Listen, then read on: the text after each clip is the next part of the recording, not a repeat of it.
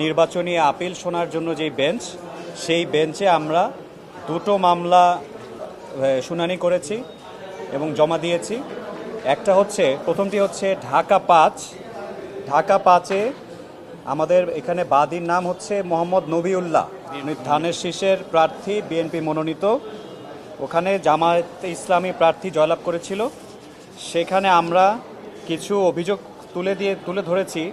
আমরা দেখিয়েছি আদালতকে যে অন্তত কমপক্ষে 20টি কেন্দ্রের ফলাফলে দেখা যাচ্ছে যে প্রিজাইডিং অফিসারের সই আছে, কিন্তু এজেন্টদের কোনো সই নেই, তাদের নাম নেই বা তাদের জাতীয় পরিচয়পত্র নাম্বার নেই।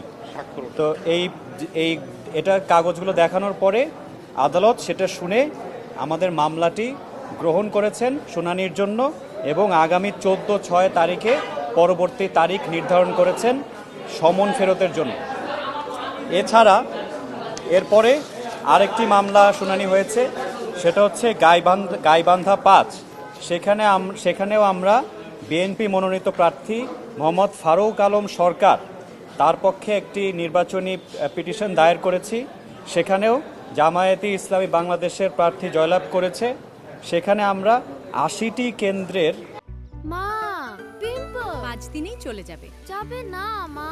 যাক, নিমের 5 অংশের পাওয়ারে 5 দিনেই দূর হবে পিম্পল। হিমালয়া পিউরিফাইং নিম ফেস ওয়াশ। ফলাফল সেখানে পোলিং শিট দেখিয়েছি এবং দেখিয়েছি সেখানে জোরপূর্বক পোলিং এজেন্টদেরকে বের করে দেওয়া হয় এবং বিভিন্ন ত্রুটি দেখা যাচ্ছে পোলিং শিটগুলোর মধ্যে। এ কারণে সেটাও প্রাথমিকভাবে কোর্ট সন্তুষ্ট হয়েছেন এবং এই মামলাটিও কোর্ট আমলে নিয়েছেন এবং হিয়ারিংয়ের জন্য অ্যাকসেপ্ট করেছেন এবং পরবর্তী তারিখ 14/6 সমন ফেরতের জন্য ধার্য করেছেন। জি হ্যাঁ আচ্ছা।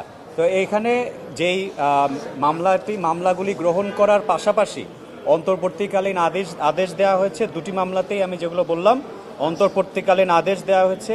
ঢাকা 5 এবং গাইবান্ধা 5 দুইটি আসনেই যে ইলেকশন পিটিশন দায়ের করা হচ্ছে, সেখানে অন্তর্বর্তীকালীন আদেশ হিসেবে ইলেকশন কমিশনকে এবং ইলেকশন কমিশনের মাননীয় চিফ ইলেকশন কমিশনারকে নির্দেশ দেওয়া হয়েছে যে ব্যালট বক্সগুলোকে জব্দ করার জন্য এবং যত ইলেকশনের এই ডকুমেন্টস এবং সরঞ্জামাদি সেগুলোকে জব্দ রাখার জন্য এবং এর পাশে এগুলো যাতে পরে সেগুলোকে নিবিড় পর্যবেক্ষণের মাধ্যমে মামলাটির যথাযথ নিষ্পত্তি করা যায়, এ কারণে এগুলোকে জব্দ রাখতে নির্দেশ দেওয়া হয়েছে।